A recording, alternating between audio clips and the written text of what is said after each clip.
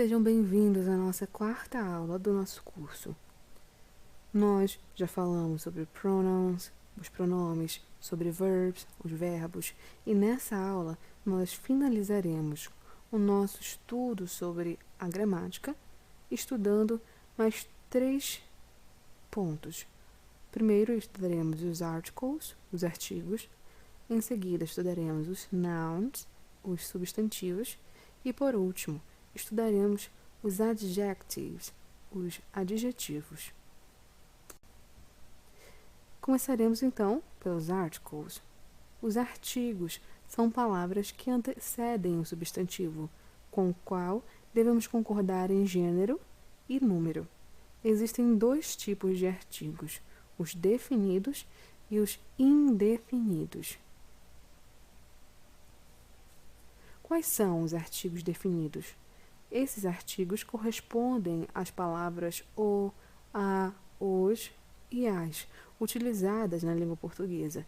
Em inglês, existe apenas um artigo definido. Ele é o the. Ele é flexível, ou seja, pode ser usado no feminino, masculino, singular ou plural.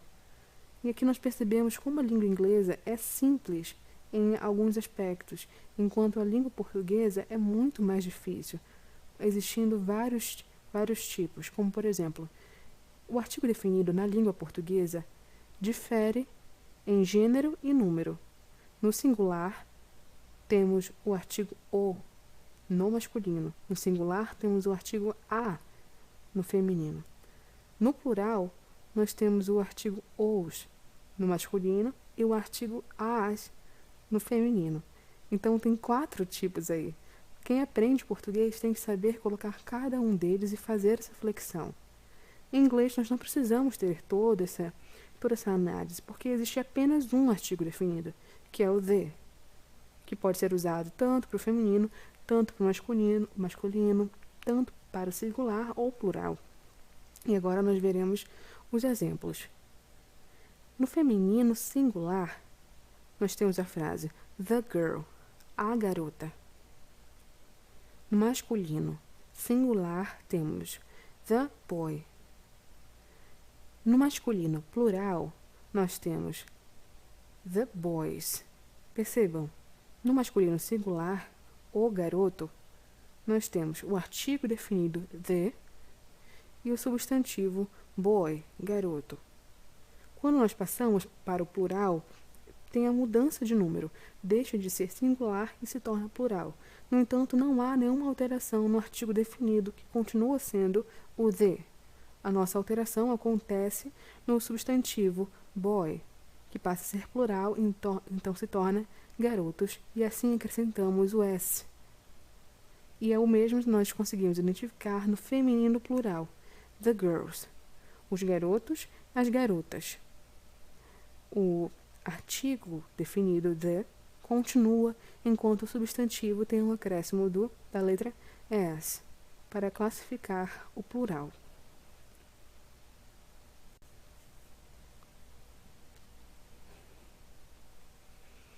Agora, conheceremos os artigos indefinidos, que correspondem às palavras um e uma da língua portuguesa.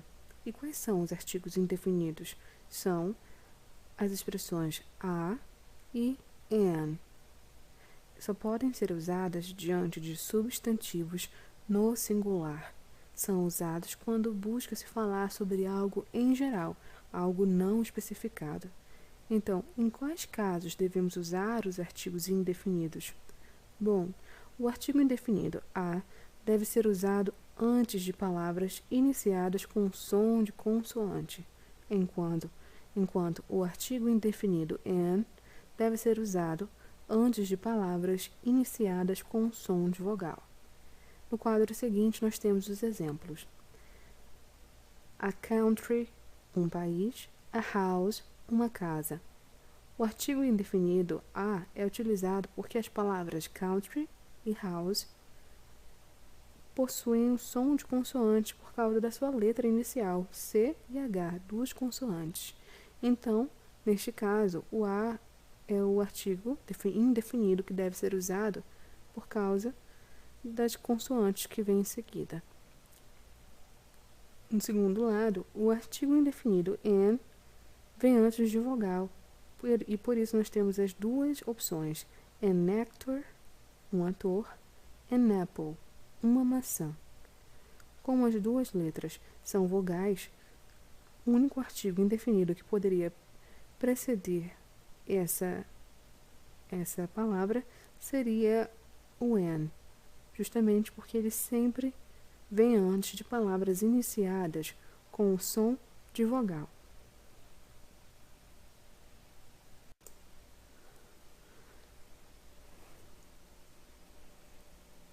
E agora que nós já conhecemos os articles, os artigos, nós iremos conhecer os nouns, os substantivos, que são a classe de palavras que nomeiam os seres, como pessoas, lugares, coisas e animais.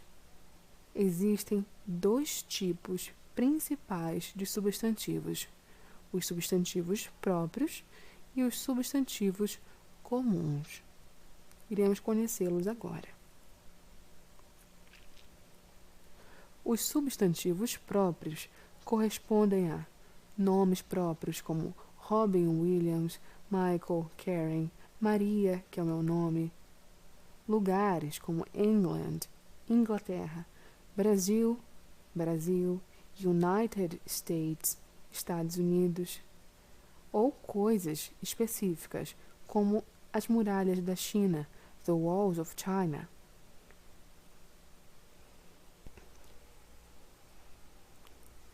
Esses substantivos próprios normalmente são únicos. Já os substantivos comuns também se referem a pessoas, lugares ou coisas, porém não significam nomes de indivíduos ou de locais específicos e únicos. Por exemplo, os nossos nomes são únicos e nos representam.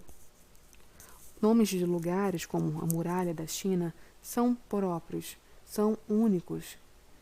E enquanto os substantivos comuns também se referem a um grupo de coisas, como, por exemplo, várias muralhas, uma casa, uma mesa, como nos exemplos abaixo: house, table, rain, river, theater, computer. São coisas que compartilham o mesmo nome, é um substantivo comum, como casa, table, uma mesa, rain, a chuva, river, rio, theater, teatro, computer, computador. Então, os substantivos comuns, que são esses que se referem a coisas, lugares ou pessoas também, de forma que não é específica e única, podem ser divididos em substantivos comuns, contáveis e incontáveis. Como assim? Os substantivos contáveis nomeiam coisas que podem ser quantificadas e assumem tanto a forma singular quanto a plural. Por exemplo, no singular, nós temos uma frase como esta: I eat an apple every day. Eu como uma maçã todo dia. No plural, nós temos a frase I like movies. Eu gosto de filmes. Então, aqui nós temos dois substantivos comuns contáveis, ou seja, coisas que podem ser quantificadas, como maçãs e como filmes. Nós podemos quantificar, nós podemos dar quantidades de maçãs e quantidades de filmes. Os substantivos comuns incontáveis nomeiam coisas que, como o próprio nome já diz, não podem ser contadas, como, por exemplo, I need advice. Eu preciso de conselho. Advice significa conselho.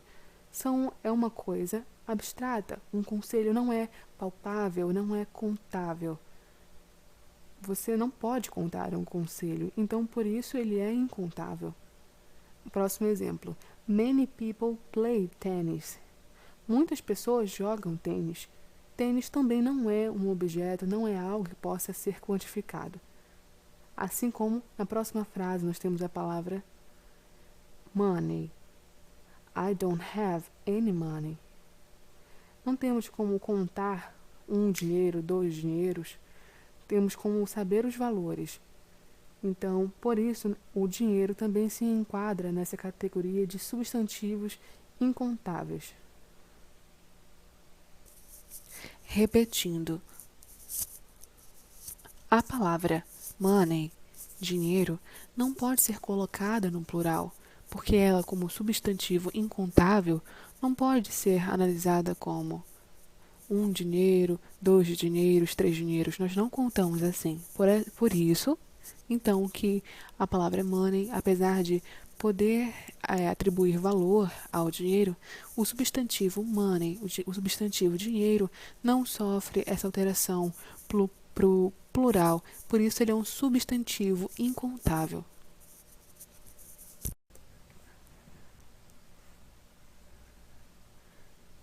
Ao falar sobre substantivo, também é muito importante falar sobre os substantivos irregulares. E o que são os substantivos irregulares? São aqueles que têm a sua forma no plural irregular, ou seja, quando são transformados da forma singular para o plural, elas apresentam uma outra forma. Não existe uma regra, como no caso do singular, do substantivo regular, que ao ser transformado para o plural, tem apenas o acréscimo do S. No caso do substantivo irregular, cada substantivo possui uma regra, e por isso devem ser gravados. Iremos conhecer ao longo do nosso estudo, e agora eu irei apresentar alguns desses substantivos irregulares para vocês. O primeiro é o substantivo irregular child. Quando transformado para o plural, não comporta o S. Para classificar esse plural, nós temos que alterar a forma. Ele passa de child, criança, para se tornar children, crianças. Foot, pé, se torna feet, pés. Man, se torna man, homem. E homens. Person, pessoa, se torna people, pessoas. A palavra tooth se torna o substantivo irregular teeth, dentes. E é o caso de woman, mulher, se tornar woman, no plural de mulheres.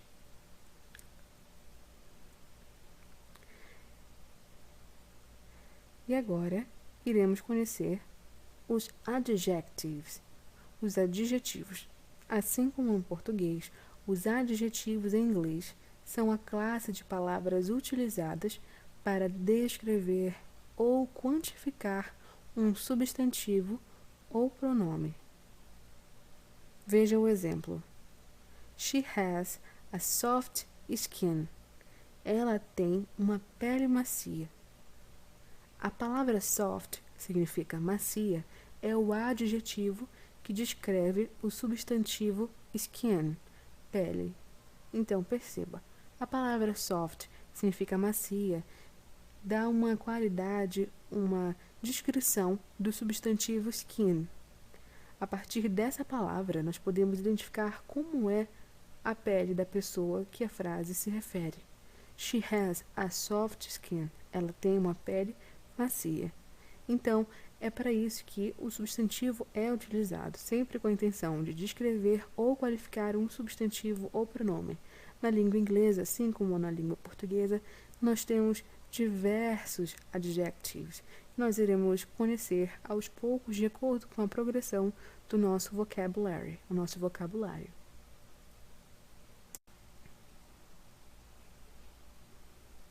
Mas nós também temos regrinhas aqui. A primeira regra diz que o adjetivo, aquela palavra que sempre vai qualificar ou descrever o substantivo, sempre vem antes do substantivo. Temos aqui 2 exemplos para facilitar a sua compreensão. Na primeira frase, temos os seguintes dizeres: She bought a colorful donut. Ela comprou um donut colorido. Então, percebemos que a palavra colorful significa colorido, vem antes do substantivo donut, porque justamente a palavra colorful é o nosso adjetivo, fala sobre a característica principal desse donut, essa rosquinha. É um donut colorido, tem várias cores, então isso qualifica, isso descreve o substantivo donut. No segundo exemplo, temos a frase He wears expensive clothes. Ele veste roupas caras. Então, nós temos a palavra expensive antes do substantivo clothes. As roupas dele são caras. Então, quer dizer que expensive, caras, é o adjetivo que classifica, descreve a roupa em que a pessoa da frase está usando. E essa é a nossa primeira regra.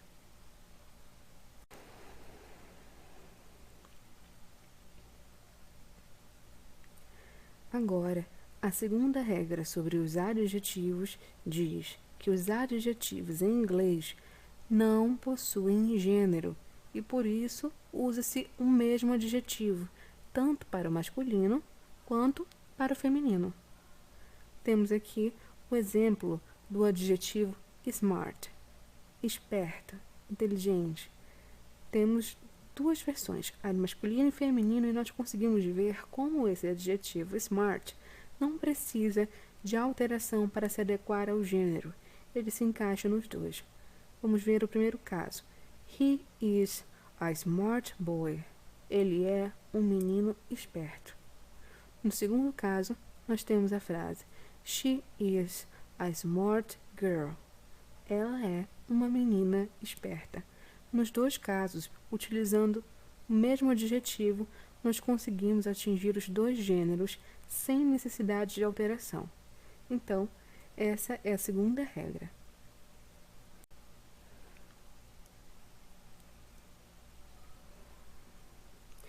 Agora, a nossa terceira regra diz que os adjetivos em inglês não possuem forma plural, muito diferente da língua portuguesa, que possui forma de plural para todos os adjetivos, como por exemplo, se você diz a menina é bonita, quando você fala no plural, você fala as meninas são bonitas. O adjetivo bonita se torna bonitas. Há uma diferença. No entanto, quando nós falamos da língua inglesa, nós não possuímos essa característica, porque os adjetivos em inglês sempre não irão possuir uma forma no plural. Como, por exemplo, no adjetivo que eu trouxe como exemplo, o adjetivo pink, rosa, é uma característica de cor, de alguma coisa, objeto. Temos a seguinte frase no singular: I have a pink bag. Eu tenho uma bolsa rosa. A palavra bag é o nosso substantivo, a bolsa. E como essa bolsa é rosa. Temos a forma singular, nenhuma alteração nas palavras. E agora iremos transformar para o plural.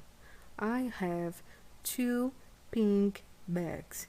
Temos uma alteração do plural no substantivo bags, mas o adjetivo pink continua intacto, mesmo que tenha sido transformado para o plural, porque eles não possuem forma, eles não se alteram, continuam os mesmos tanto no singular quanto no plural.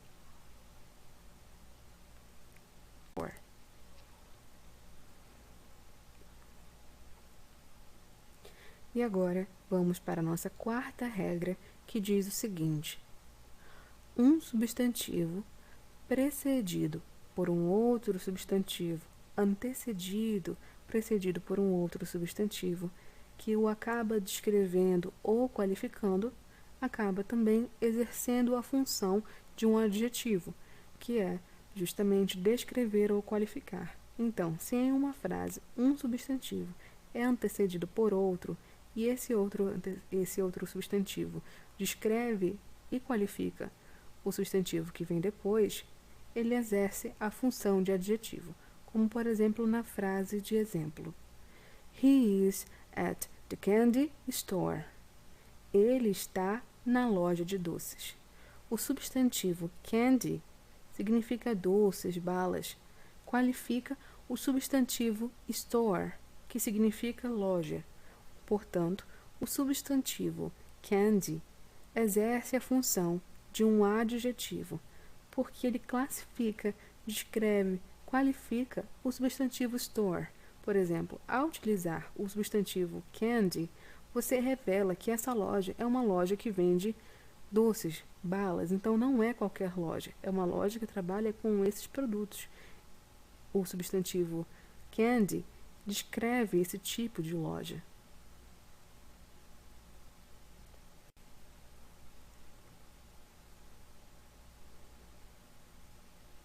E agora, vamos para a nossa quinta regra, que diz o seguinte: quando houver o verbo to be em uma frase, o adjetivo virá logo depois. Como assim? O uso de adjetivos enriquece as frases e são fundamentais para a definição de um substantivo ou pronome. Então, quando nós tivermos em uma frase o verbo to be, ser ou estar, nós já estudamos I am, you are, she is, he is, it is, we are, they are. Nós já conhecemos todos eles. Quando nós tivermos o verbo to be, o adjetivo, que são as palavras que classificam e descrevem os seres, vem logo em seguida. Temos os seguintes exemplos: he is nice. Ele é legal.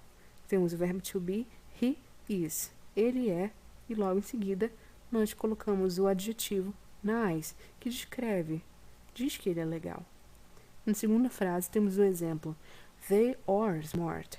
Eles são espertos. Temos o verbo to be, they are, seguido pelo adjetivo smart, que significa espertos.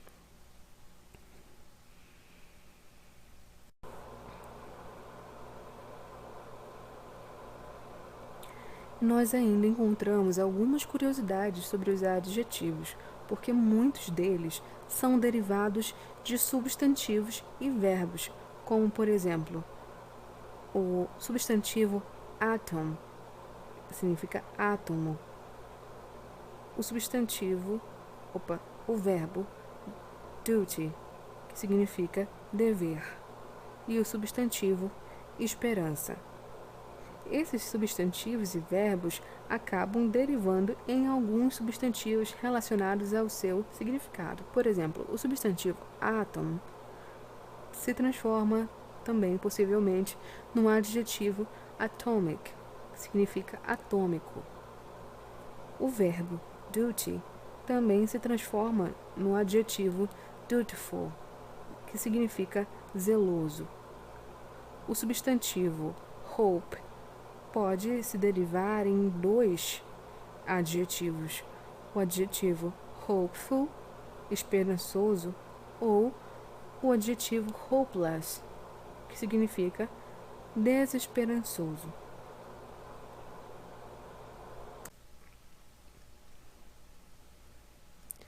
E é isso, pessoal. A nossa aula de hoje acaba por aqui. Nós estudamos sobre os artigos, sobre os substantivos e sobre os adjetivos. Na nossa próxima aula, nós daremos continuação ao nosso conteúdo. Caso você tenha alguma pergunta, algum questionamento sobre algo que você não entendeu, você pode entrar em contato comigo pelo meu e-mail, que está disponível no final de todas as nossas aulas. E também é bom lembrar que, no final de todas as nossas aulas, nós temos uma atividade correspondente ao assunto aprendido. Então, caso você ainda não tenha enviado uma solicitação, basta enviar agora uma solicitação pelo meu e-mail, falando sobre o seu interesse de receber essas atividades. Tudo bem? Então é isso, pessoal. Até a próxima aula. Bye! See you!